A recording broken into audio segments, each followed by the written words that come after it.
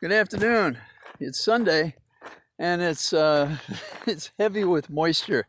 It's in the low 90s, and I sort of feel like I'm slogging through this. Although we have sunshine now, we had a shower about 10 minutes ago. So I think it's time to talk a little bit about politics. Not that I'm not usually doing that. The redistricting in New York is interesting to me. You know, when I went to Columbia, I was on the west side of Manhattan, and the whiz kids included a young guy named Jerry Nadler, who has since become the congressman on that side of town. After I got out of law school, I moved to the east side. They called it the Silk Stocking District. Lindsay was the congressman, later he became mayor, and the district has gone Democratic, and I was a vice president of the East Side Democratic Club when I was there, and you know who is there now as the member is Maloney. Now both Nadler and Maloney are in charge of powerful committees, judiciary, and she has oversight. And now this is the story. The story is that in the redistricting, instead of carving out east versus west, and there are two really different kinds of neighborhoods on the east side of Manhattan as compared to the west side up by Muggingside Park, which is what we affectionately call Morningside because of the dangers of crime and being attacked there. And I assume it hasn't changed ever.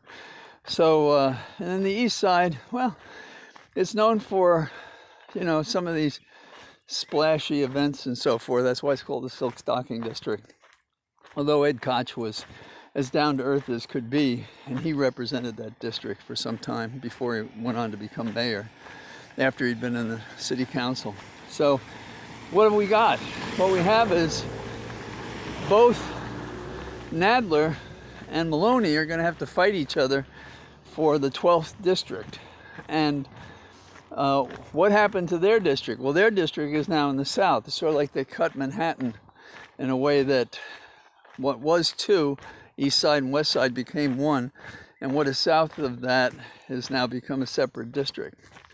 Bill Abzug at one point represented western Manhattan, and John Lindsay eastern Manhattan, and so you get a sense from who they were how different those two are. So that's a mess.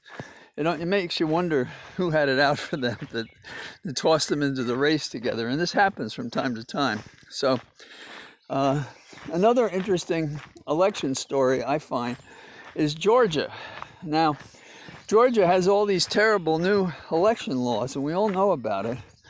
And this is an off-year election, and what happened is very interesting.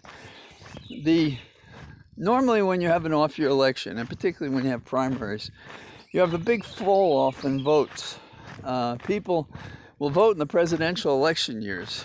It used to be there wasn't really a get-out-the-vote operation, GOTV, because people would come out. But what's happened in recent years is we've looked at the numbers, and we can use computers and various canvassing techniques, and we can target audiences and bring them out, and so take a marginal district into a district that's a more possible win. It's not a certainty, but you get an idea based on the issues that you message and who you're getting that people don't know. When I ran for Congress and won a primary, I saw that the voter list that my opponents were using had big holes in them. And I found that when I met people, if I kept information on who I met, and I compared it to the election rolls that others were using, I saw that there were people who were registered who thought of themselves as Democrats and were invisible to the party organization that was kind of running against, because I was the carpetbagger.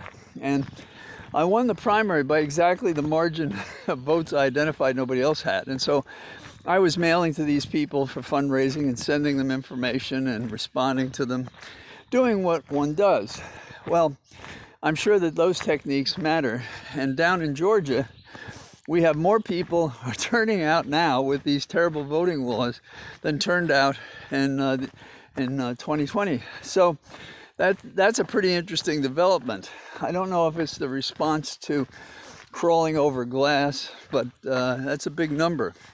Another thing that's interesting to me is how the Republicans are split among themselves.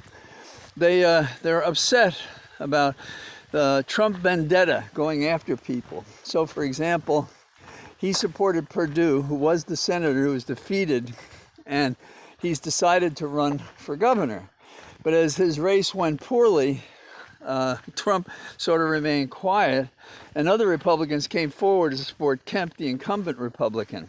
So it looks like they're trying to chill Trump's effect on these races because probably they think and have polls that indicate it that he's dangerous to them. Why is that relevant to us Dems? I'm assuming most of you are. Or Republicans that are trying to find your old party and are waiting until that happens. I think that's helpful because whenever your opponents are struggling among themselves, that's helpful to you. And they are. And out of it, I would hope, would come a stronger Republican Party that did not win the midterms. Now, that may be a lot to ask, but it is possible. And it's possible if we hit the issues right, we hit the right ones, we message in a way that allows us to win the election. So, I spent my Sunday doing some CLE and legal work, which I haven't been able to get to as much as I wanted to. And Holly and I got out, and she's been walking more and getting stronger. And now she's even cooking a little bit, you know. So I'm still mixing the medicines, and I'm encouraged. Every day there can be little problems, but we try to adjust to them. And knock on wood, it feels better each day, and I hope it continues this way. Our enemies are infection and rejection, and it happens to everyone. So the key is to get a minor infection or minor evidence of rejection that you can fight against. So nice talking to you guys. I'm talking to you on my Sunday Cathedral of Trees. Take care. Bye-bye.